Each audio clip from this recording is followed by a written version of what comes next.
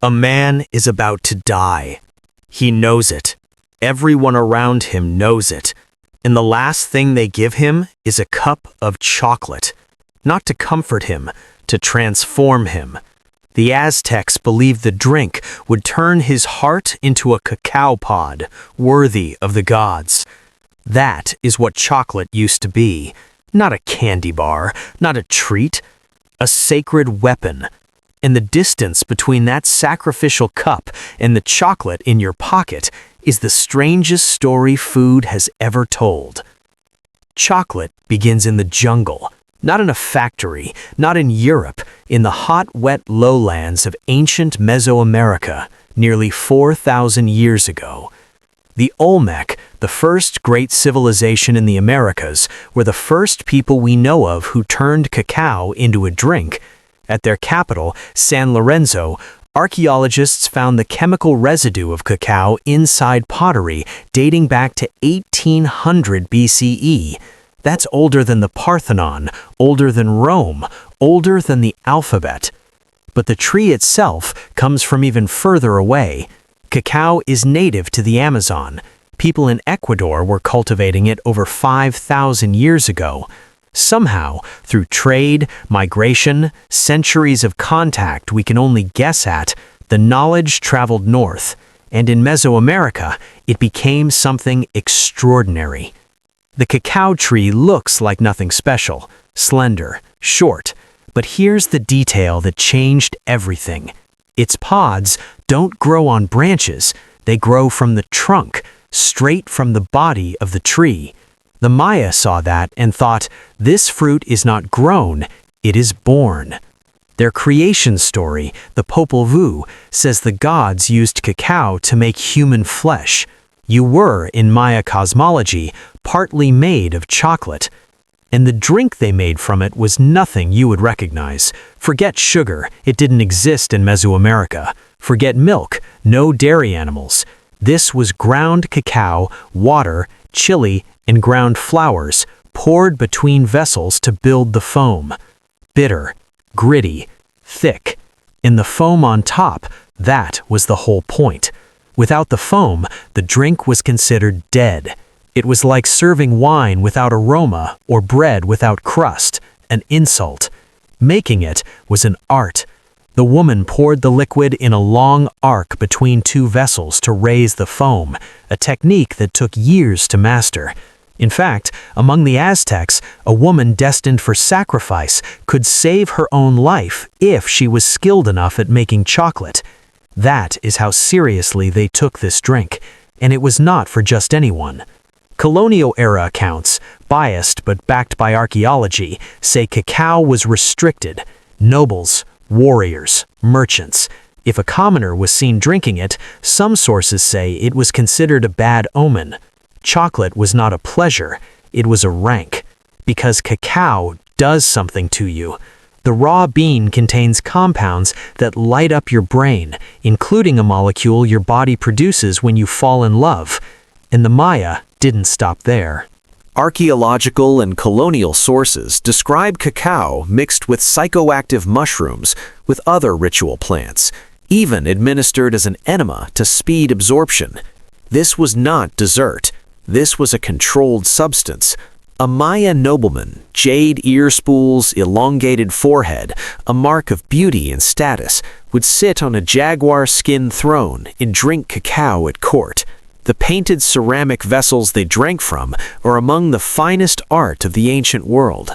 Scenes of gods, rituals, royal audiences, all centered on chocolate. Cacao earned its own glyph in Maya writing, ka, wa. It appeared at every turning point, at births, at weddings, bride and groom exchanging 5 beans, at funerals placed in tombs to nourish the dead. Every door you walked through in life, chocolate was waiting on the other side. And then there's the part that really changes how you see it. Cacao beans weren't just sacred, they were money. Not metaphorical money, literal currency. A turkey cost 100 beans, a rabbit 10, a tamale 1. You could pay your taxes in chocolate. Drinking cacao was like sipping liquid cash. And here's what made it even stranger. Cacao beans spoil. Within a year, they rot. So you either spent your money or you drank it. Built-in inflation control. No economist has designed anything that clever. But wherever money exists, crime follows. At sites across Mexico and Guatemala, archaeologists found what looked like perfectly preserved cacao beans. They picked them up. Clay. Counterfeit chocolate. Sculpted from clay, carved from avocado pits, packed into emptied shells, and painted to pass. The Florentine Codex describes the scam. Fake beans coated in wax, stirred in ash for color, shuffled in among real ones to fool buyers. Mesoamerica invented counterfeit currency, and the currency was chocolate. By the 1400s, the Mexica, the people we usually call the Aztecs, dominated central Mexico. And they had a problem. Cacao doesn't grow in the highlands. Tenochtitlan was too cold. Every single bean had to be imported. Conquered provinces paid cacao as tribute, hundreds of loads a year, each carrying 24,000 seeds. The imperial storehouses held close to 1 billion beans. The empire ran on a crop it couldn't grow. That's not just agriculture, that's geopolitics. And at the center of it all sat Moctezuma II. Moctezuma. The Spanish soldiers wrote that he drank 50 golden goblets of chocolate a day. According to legend, he'd walk to the palace balcony, look out over the lake, and throw the golden cup into the water. He never drank from the same goblet twice.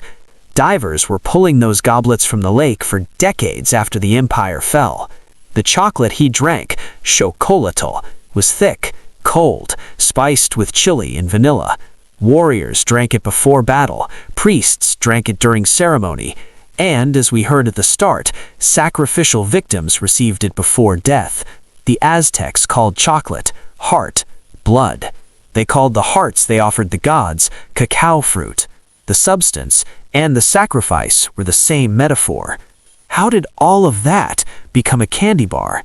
In 1519, Cortez arrived. His men tasted the chocolate. One called it a bitter drink for pigs.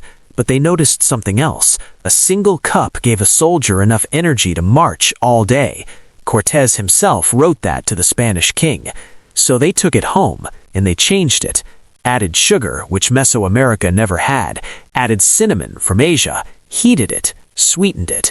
Within a century, chocolate in Europe was unrecognizable.